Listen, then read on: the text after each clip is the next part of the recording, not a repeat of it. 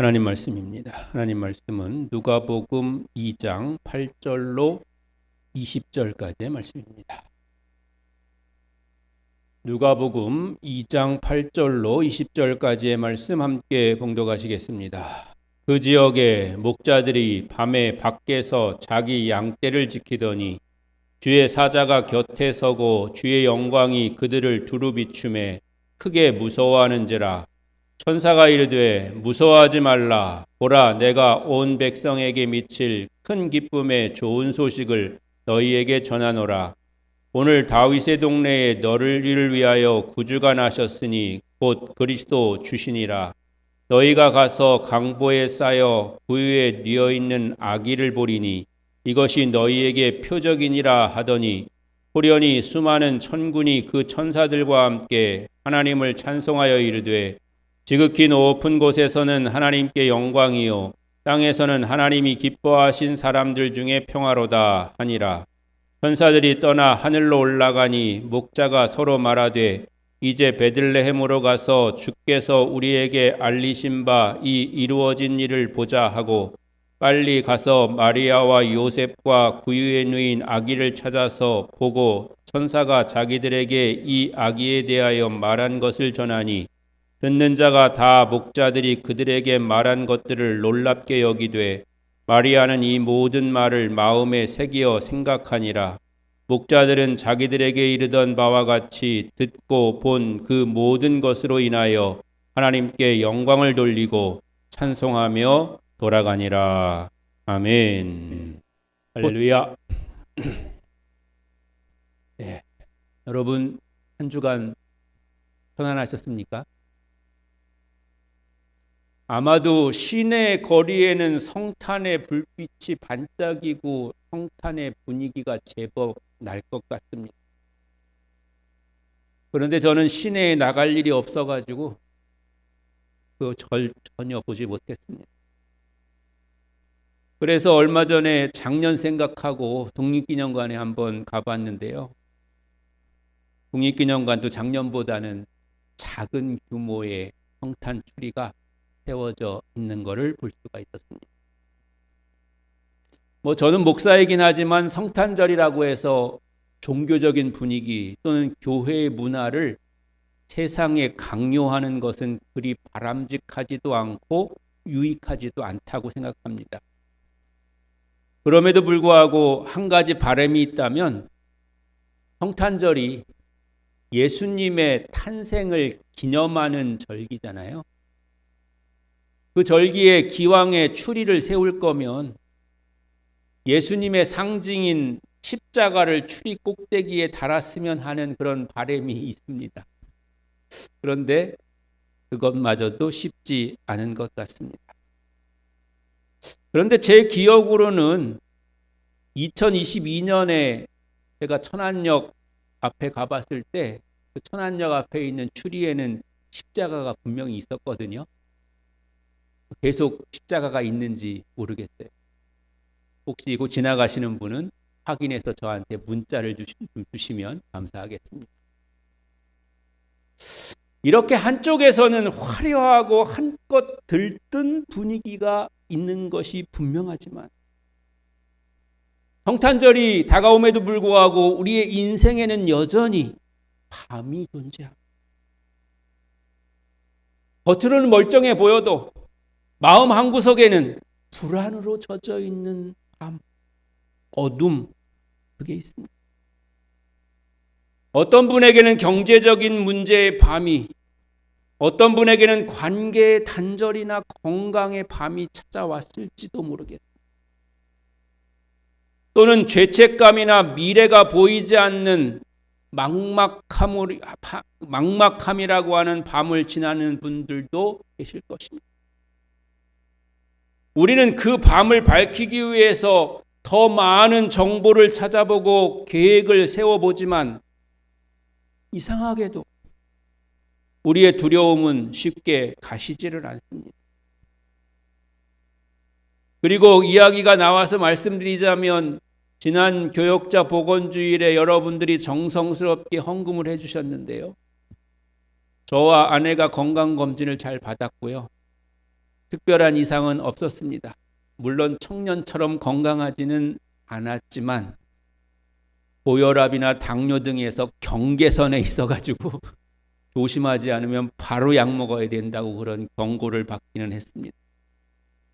그러나 여러분의 정성과 사랑을 생각해서라도 잘 관리해서 약 먹는 일이 없도록 조심하겠습니다. 그런데 사실은 쉽지 않은 것이 목회를 하면 늘 즐겁고 은혜로울 것 같은데 실상은 그렇지 못할 때가 많습니다. 아니 때로는 일반적인 성도의 삶보다 훨씬 스트레스의 강도가 높을 수가 있습니다. 왜냐하면 교회의 모든 책임이 최종적으로 목사에게 돌아오기 때문입니다. 그런데 그 책임이라는 게 정상적인 경로로 합리적으로 돌아오는 것이라면 당연히 감당해야 하는 것인데 그렇지 못한 비정상적인 경우가 종종 생겨납니다. 일반적인 표현으로 하면 억울한 일이죠. 세상에서 억울한 일처럼 사람을 힘들게 하는 것은 없습니다. 그거에 대해서 예를 들자면 여러 가지 많은 예를 들 수가 있겠지만은 구체적인 예를 들면 오해가 생길 수도 있으니까요. 일반적인 지나가는 예를 하나 들자면 지난 금요일에 교회 인터넷을 해지하는 그런 거를 제가 처리를 했는데요. 여러분 아시는지 모르겠습니다만 지난 2주간 동안 인터넷이 잘 안 돼 갔고요. 예배 유튜브도 제대로 방송이 안 됐습니다. 근데 그것도 크게 신경 쓰는 분이 없어 보이더라고요. 그래서 이제는 이거 필요 없는 건데 나만 혼자 열심히 하려고 애쓰나 이런 생각도 해보게 됩니다. 근데 그것과는 별개로 좀 통신 요금을 좀 줄일 수 있는 방법이 없을까 고민하다가 방법이 있을 것 같아가지고 알아보았습니다. 지금 쓰는 우리 인터넷은 이제 비전센터 준공하면서 그 대행업체들한테 맡겨가지고 했는데 그 업체들은 건물 규모나 이런 걸 보고서 이렇게 추천을 해주잖아요. 그러니까 조금 과하게 많이 했다 이런 생각이 들었던 거죠. 그래가지고 이제 정리를 하려고 통신사 고객센터에 전화를 합니다. 그런데 처음 전화 받는 사람이 자기 부서 일이 아니기 때문에 처리를 못한다는 거예요. 그래서 다른 해당 부서로 연결해 주겠다. 그렇게 한 것이 4사람을 거친 후에야 비로소 일이 처리되기 시작했습니다. 그리고 서류를 보내라는 것도 여러 개가 있었는데 개인이 아니고 이제 교회라서 더 그렇습니다. 1시간도 넘게 걸린 것 같아요. 저랑 일을 해보신 분들은 아시지만 저 서류 정리 잘합니다. 그러니까 만들고 이런 거 잘하거든요. 그런데 그게 1시간씩이나 걸려도 이게 안 되는 거예요. 그러니까 열 좀 받았죠. 그렇다고 해서 제가 상담사한테 못되게 굴거나 그러진 않았습니다. 그런데 아무래도 목소리가 격양됐겠죠. 아마 그 분위기가 다 그 사람한테 전달이 됐을 것 같습니다. 나중에는 좀 후회했지만은 저는 좀 고객이 전화를 했는데 여기 돌리고 저기 돌리고 가는 곳마다 또 제가 또 다시 설명해야 되고 이런 거는 좀 불합리하지 않나 이런 생각을 해보았습니다. 그럼에도 교회 일 처리하는 건데 또 친절하게 할 걸 이런 생각이 들기는 했습니다. 그런데 그런 마음으로 집에 들어가니까 집에서도 좋을 리는 없었겠죠. 그런데 오늘 우리가 읽은 성경에 나오는 성탄의 첫 장면은 우리의 이런 어려운 마음처럼 아주 의외의 장소에서 시작된 것을 알 수 있습니다. 화려한 성전도 권력이 있는 왕궁도 아닙니다. 바로 들판입니다. 밤새 양떼를 지켜야 하는 목자들의 거친 삶의 현장입니다. 하나님은 바로 그곳 어둠이 짙게 깔린 들판으로 찾아오셔서 가장 먼저 말씀하셨습니다. 두려워하지 말라. 내가 온 백성에게 미칠 큰 기쁨의 좋은 소식을 너희에게 전하노라. 성탄은 단순히 연말의 화려한 축제가 아닙니다. 성탄은 두려움의 밤에 들려온 하나님의 선언입니다. 오늘 말씀을 통해서 이 복음이 어떻게 우리의 두려움을 기쁨으로 바꾸고 우리의 예배를 또 우리가 주님 안에서 증언자로 세워지는지를 우리가 함께 말씀으로 나누면서 은혜가 여러분에게 있으시기를 바랍니다. 본문 9절은 이렇게 시작합니다. 주의 천사가 곁에 서고 주의 영광이 그들을 두루 비춤에 크게 무서워하는지. 성경을 보면 하나님의 임재 앞에서 사람들은 본능적으로 두려워합니다. 은혜 받는 사람들의 특징 가운데 하나는 첫 번째 두려움이 있어야 됩니다. 왜 그럴까요? 우리가 붙들고 살던 기준, 내가 내 인생을 통제할 수 있다는 확신이 하나님 앞에서 무너지는 것입니다. 더 크고 놀라운 존재가 나를 휩싸일 때에 그런 두려움이 있는 것이다. 물론 그 두려움이 바로 기쁨으로 바뀌긴 하겠습니다마는 그런 두려움이 내게 다가올 수 있는 것이다. 거룩하신 하나님이 내게 가까이 오시면 내 인생의 주인이 내가 아니라는 사실이 선명해집니다. 그래서 우리는 두려운 것입니다. 하지만 천사의 첫마디는 언제나 우리에게 복음의 방향을 가르쳐 줍니다. 무서워하지 말라. 이 말은 단순히 마음 단단히 먹어 이런 위로가 아닙니다. 천사는 곧바로 하나님의 의도를 우리에게 선포해 주십니다. 10절이죠. 보라, 내가 온 백성에게 미칠 큰 기쁨의 좋은 소식을 너희에게 전하노라. 누가복음에서 기쁨은 단순한 감정이 아닙니다. 기쁨은 구원이 시작되었다는 확실한 표시입니다. 그리고 그 기쁨의 근거는 우리의 기분이 아니라 역사적인 사건에 있습니다. 11절을 보십시오. 오늘 다윗의 동네에 너희를 위하여 구주가 나셨으니 곧 그리스도 주시니라. 여기서 중요한 단어는 오늘입니다. 막연한 미래가 아닙니다. 언젠가는 될 거라고 하는 그런 추측이 아닙니다. 바로 오늘 지금 우리를 위하여 구주가 나셨다는 것. 사랑하는 성도 여러분, 복음은 우리의 상황을 당장 바꾸기보다 상황을 규정하는 마지막 언어를 바꾸는 것입니다.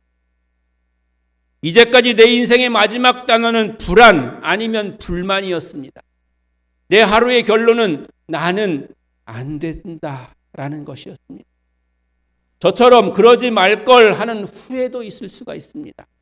그러나 예수님이 오시는 순간 그 마지막 단어가 구주로 바뀌고 기쁨으로 바뀌는 겁니다.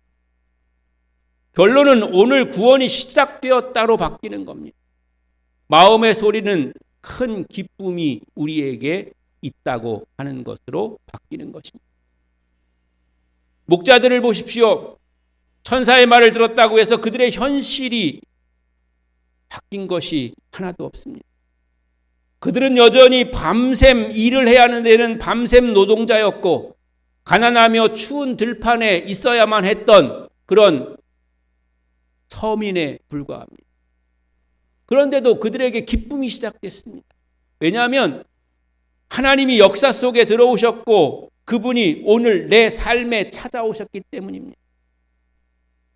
두려움이 커질수록 우리는 설명을 원합니다. 하나님, 왜 이런 일이 생겼습니까? 언제 끝납니까? 그러나 하나님은 종종 그런 것을 일일이 설명하시기보다 하나님이 우리 안에 들어오시는 것으로 그 대답을 대신하는 겁니다. 내 속으로 들어오시는 겁니다. 그리고 두려움을 복음의 선언으로 바꾸시는 겁니다. 오늘 주님은 우리에게 말씀하십니다. 두려워하지 말라. 너의 어두움을 밝히러 내가 왔다. 이 선언이 여러분의 심령에 울려 퍼지게 되시기를 주의 이름으로 간절히 축원합니다. 두 번째로 주목할 점은 이 소식을 들은 대상이 목자들이라는 사실입니다.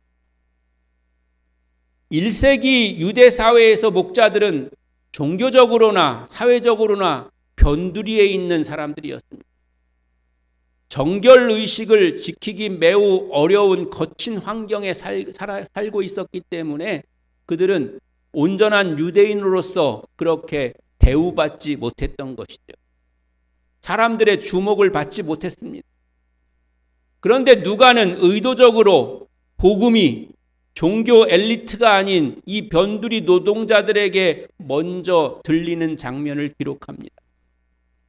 복음은 자격을 갖춘 자에게 주는 보상이 아니라 은혜의 선물이기 때문인 줄로 믿습니다. 목자들은 천사의 말을 듣고 이렇게 반응합니다. 16절을 보면 빨리 가서라고 기록되어 있습니다. 그들의 믿음은 감탄으로 끝나지 않고 발걸음으로 증명되었습니다. 그리고 17절에 결정적인 장면이 나옵니다. 보고 천사가 자기들에게 이 아기에 대하여 말한 것을 전하니. 그들은 신학교육을 받은 사람들도 아니고 사회적으로 존경받는 위치에 있지도 않았습니다. 그러나 하나님은 그들을 첫 증인으로 세우셨습니다. 여기서 우리는 중요한 선교적 원리를 발견하게 됩니다. 첫째로 선교와 전도는 자격 있는 사람만 하는 것이 아니라는 것입니다.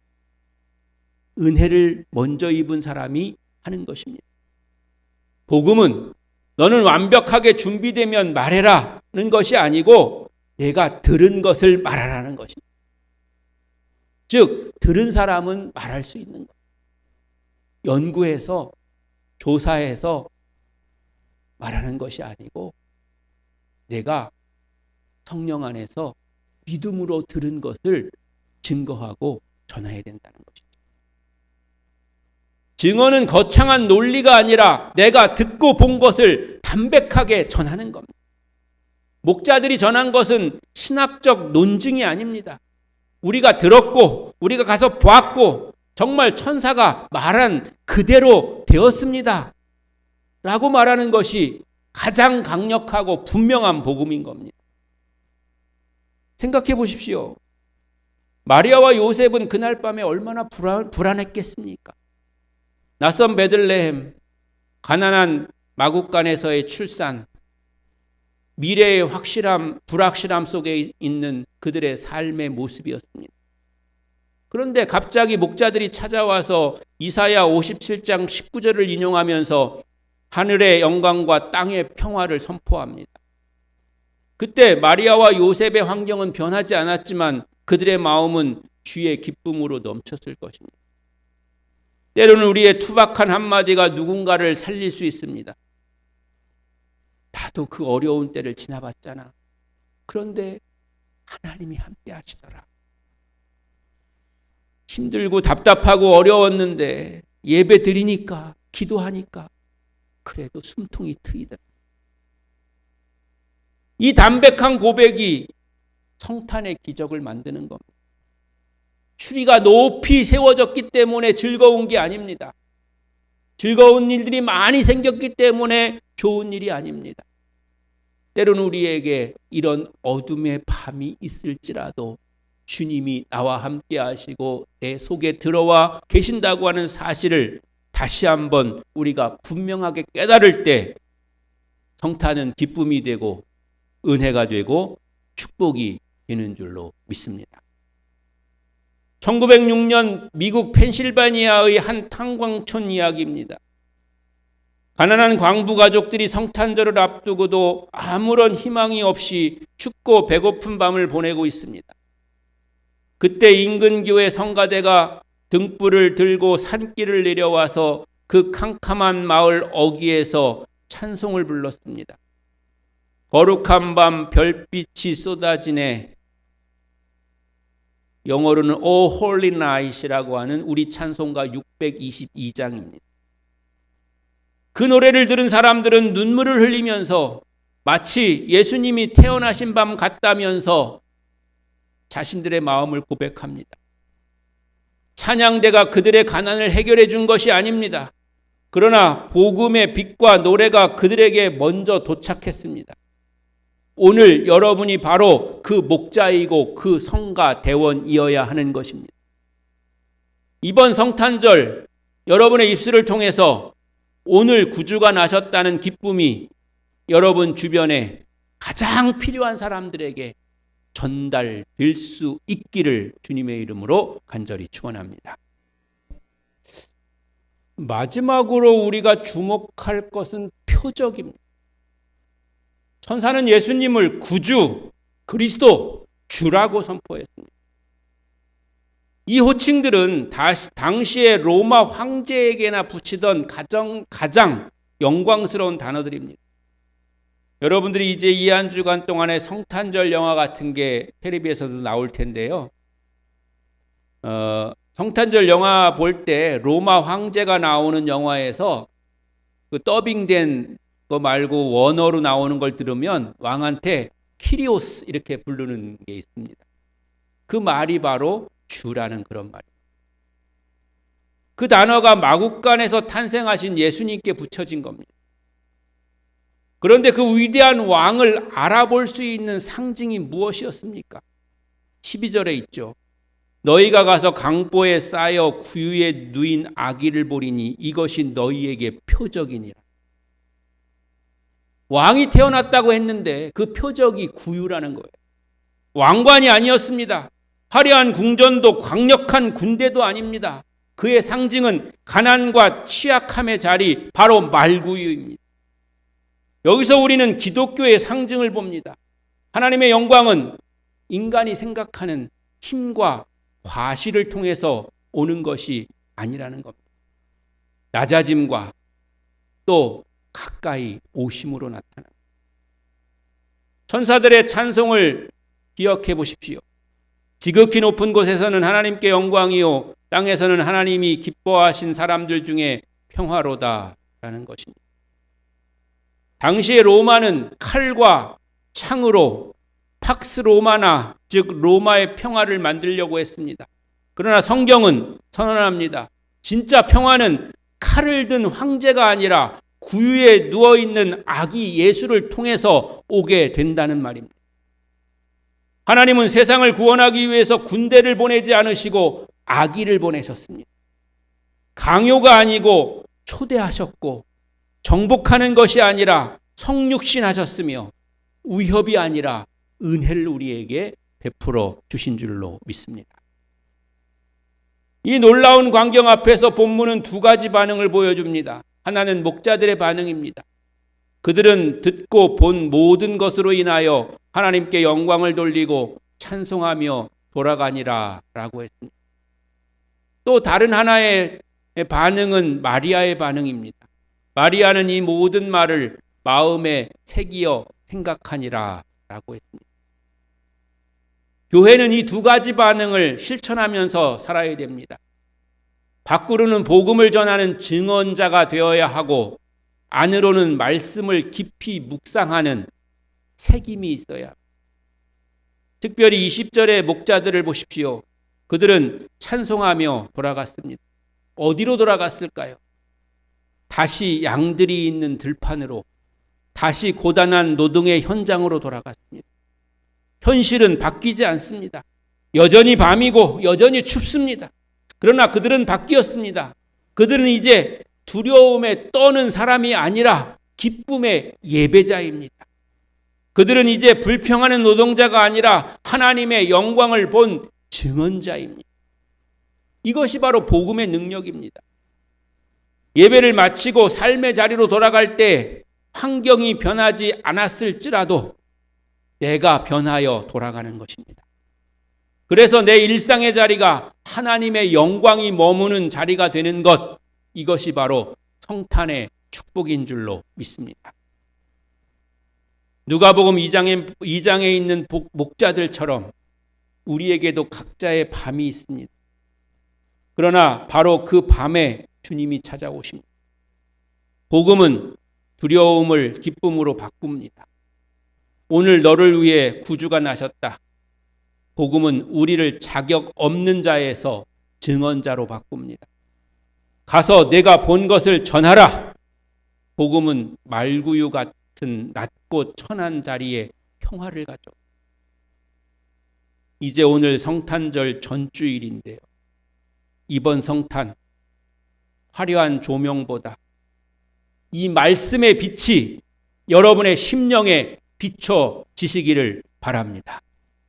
우리의 두려움이 변하여 기도가 되고 우리의 한숨이 변하여 찬송이 되는 기적을 체험하시기를 주님의 이름으로 축원합니다.